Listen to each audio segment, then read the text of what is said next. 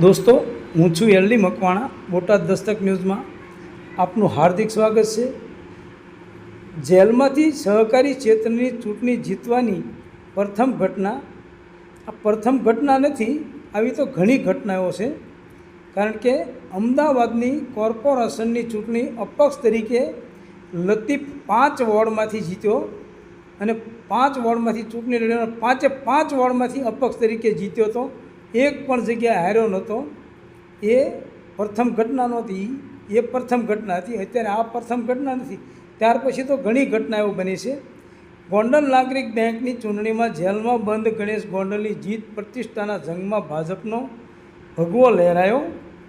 ગોંડલ નાગરિક બેંકની high voltage drama સમિતિ ચૂંટણીનું પરિણામ વહેલી સવારે જાહેર થતાં ભાજપ પ્રેરિત પેનલના તમામ 11 ઉમેદવારો જલવંત વિજય થયો છે. જ્યારે કોંગ્રેસના યતીશ દેસાઈની પેનલની ધોબી પસાર સાથે કરારી હાર થઈ છે. ચૂંટણીમાં અપક્ષ ઉમેદવારની ડિપોઝિટ દૂર થઈ છે. ભાજપની પેનલનો જય જયકાર થતાં સમર્થકોએ ઢોલ નગારા વગાડી ફટાકડા ફોડી વિજયને વધાવ્યો હતો. હાલ જૂનાગઢની જેલમાં રહેલા જ્યોતિરાદિત્ય સિંહ ગણેશ ગોંડલનો વિજય થતાં ગુજરાત સહકારી ક્ષેત્રમાં જેલમાં રહી ચૂંટણી જીતવાની પ્રથમ ઘટના બની છે એવું લોકો કહેશે, પણ પ્રથમ ઘટના નથી. પ્રથમ ઘટના લતીફ 5 વોર્ડમાંથી જીત્યો, એ પ્રથમ ઘટના હતી. ચૂંટણીમાં આમ જોઈએ તો જ્યોતિરાદિત્ય ગણેશ ગોંડલનું રાજકીય લોન્ચિંગ થયું છે. જેલમાં હોવા છતાં જીત મેળવી તેમણે નવો રાજકીય આયામ સર્જ્યો છે. સમગ્ર ગુજરાતની જેના પર મીટ મંડાઈ હતી તેવી ગોંડલની નાગરિક બેંકની ચૂંટણીની મતગણતરી ગત રાત્રિના 8:30 કલાકે શરૂ થઈ હતી. મતગણતરીની શરૂઆતથી જ ભાજપ પ્રેરિત પેનલના તમામ ઉમેદવારો લીડ સાથે આગળ ચાલી રહ્યા હતા. આજે વહેલી સવારે પરિણામ જાહેર થતાં ભાજપ પ્રેરિત પેનલનો વિજય થયો હતો. આ સાથે જયરાજસિંહ જાડેજાનું રાજકીય વર્ચસ્વ બરકરાર રહેવા પામ્યું છે. તો સૌથી વધુ મત મેળવી chairman Ashok Pipaliya king maker સાબિત થયા છે.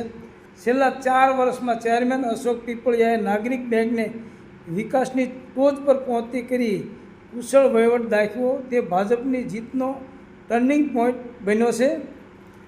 ચૂંટણીના પરિણામ પર એક નજર કરીએ તો ભાજપ પ્રેરિત પેનલને મળેલા મત: અશોક પીપળિયા 6,327, હરેશ વડોદરિયા 6,000, જ્યોતિરાદિત્ય સિંહ ગણેશ ગોંડલ 5,999, ઓમદેવસિંહ જાડેજા 5,947, કિશોર કાલરિયા 5,795, પ્રહલાદ પારેખ 5,768, પ્રમોદ પટેલ 5,690, પ્રફુલ્લ ટોળિયા 5,481, ભાવના કાસોદરા 6,120, નીતા મહેતા 5,893, દીપક સોલંકી 5,738. કોંગ્રેસ પ્રેરિત પેનલને મળેલા મતદાન: યતીશ દેસાઈ 5,327, કલ્પેશ રૈયાણી 3,095, લલિત પટોળિયા 3,063, જગદીપ કાવડિયા 3,031, સંદીપ હીરપરા 2,892, રમેશ મોણપરા 2,875, વિજય ભટ્ટ 2,807, કિશોરસિંહ જાડેજા 2800, કૃષ્ણા તન્ના 3,335, જયશ્રી ભટ્ટી 3,011, જયસુખ પારઘી 2,868. જ્યારે અપક્ષ ઉમેદવાર પ્રીતિપાલસિંહ ઝાલાને માત્ર 195 મત મળતા તેમણે ડિપોઝિટ ગુમાવી હતી. ધારાસભ્ય ગીતાબાઈએ ગણેશ ગોંડલના જેલમાંથી ફોર્મ ભરવાના સવાલ પર જણાવ્યું હતું કે ગણેશભાઈએ જેલમાંથી ફોર્મ ભર્યું છે તો કંઈ ખોટું નથી કર્યું. લોકશાહીમાં સૌને હક હોય છે અને કોઈ પણ વ્યક્તિ ચૂંટણી લડી શકે છે. કાયદા કાનૂનની રીતે જે રીતે ફોર્મ ભરવાનું છે તે રીતે ફોર્મ ભર્યું છે. તેમજ લોકોએ તેમને આગ્રહથી જ ભરાવ્યું છે. ના ગણેશની કોઈ માગ હતી કે ના તેના પરિવારની, પણ લોકોની ઈચ્છાથી અને ભાજપના કાર્યકર્તાઓના તેમજ ભાજપે આપેલા મેન્ડેટથી ગણેશે ચૂંટણીમાં ઝંપલાવ્યું હતું.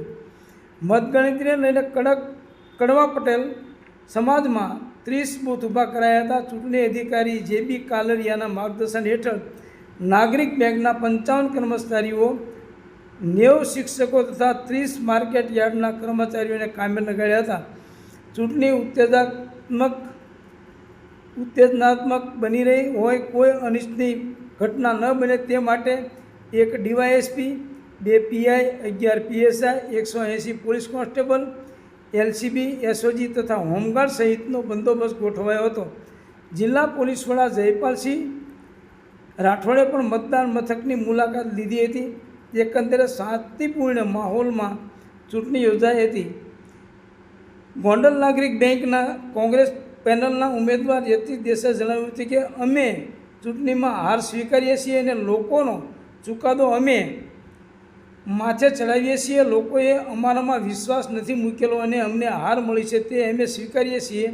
ચૂંટણી પહેલાં ભોજરાજપરા વિસ્તારમાં પેનલે એક સભા યોજી હતી, જેમાં કોંગ્રેસ પેનલમાં ઉમેદવાર યતીશભાઈએ પડકાર ફેંક્યો હતો કે જો હું ચૂંટણી હારી જાઉં તો રાજકારણ મૂકી દઈશ. તેને લઈને યતીશભાઈ દેસાઈએ કહ્યું હતું કે તમે પૂરો વિડીયો સાંભળ્યો નથી, પરંતુ મેં જિલ્લા ભાજપ પ્રમુખને ઉદ્દેશીને વાત કરી હતી. જો તેના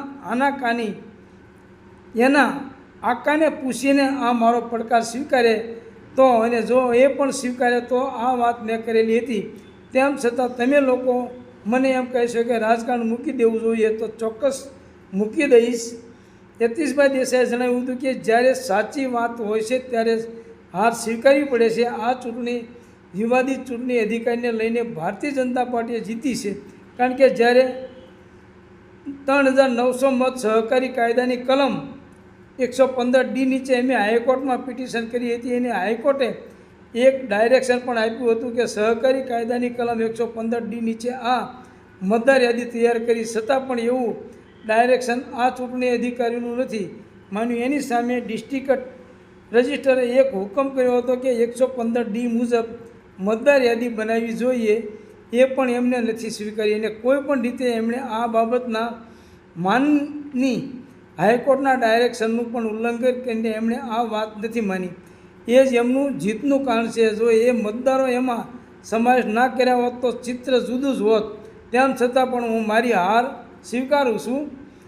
યતીશભાઈ દેસાઈએ ચૂંટણી પહેલાં ભોજરાજપરામાં એક જાહેર સભા યોજી હતી, જેમાં યતીશ દેસાઈએ કહ્યું હતું કે ચૂંટણી જો હું હારી ગયો તો રાજકારણ છોડી દઈશ. અને હાલ યતીશ દેસાઈની હાર થઈ છે ત્યારે બેંકના ડિરેક્ટર પ્રફુલ્લ ભાવભાઈ ટોળિયાએ જણાવ્યું હતું કે હવે કોંગ્રેસનું તો કલ્ચર એવું રહ્યું છે, યતીશભાઈથી માંડીને રાહુલ ગાંધી સુધી આવા પડકારો ફેંક્યા રાખે છે. એને મૂકવાનું દીધું હોય, એને જો મૂકતા હોય તો ગોંડલ કથા એમના માટે સારું રહેશે, પરંતુ આજનો ચુકાદો એમનું તળિયું કેટલું મજબૂત છે એ સાબિત કરી બતાવે છે. હવે એ રાજકારણમાં રહે કે ના રહે તેમાં ભારતીય જનતા પાર્ટીને કોઈ ફરક નથી પડતો. વર્ષોથી આ હારતા આવે છે અને એકવાર વધુ હરાવશું, કાંઈ બહુ મોટી વાત તો છે નહીં. તો રાજકારણ મૂકી દે તો એમના સ્વાસ્થ્ય માટે સારું રહેશે.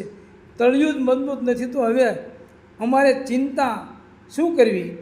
એમના માટે વધુમાં જણાવ્યું હતું કે નાગરિક બેંકની ચૂંટણીમાં ગોંડલના પ્રજાજનોની જીત ગણાય, કારણ કે આ કોઈ રાજકીય અખાડો નથી. રાજકીય અખાડા સ્વરૂપે ભોજરાજપરામાં જાહેર સભા લીધી એવું કરવું એ પણ ગોંડલ નાગરિક સહકારી બેંક માટે વ્યાજબી ન હતું, કારણ કે આ નાણાકીય વહીવટી માટે જોડાયેલી છે. એમને હવે આત્મમંથન કરવાની જરૂર છે કે લોકો તમારી સાથે નથી. તમે તમારી ત્રુટિઓ શોધો, તમારી ભૂલો શોધો. બેંકને ખોટું લડવું હતું, ખોટી એપ્લિકેશન કરવી હતી, ખોટા આક્ષેપો કરવા હતા. અમે એને આ રીતે જવાબ આપ્યો છે. Botad Dastak news, LD Makwana, Botad.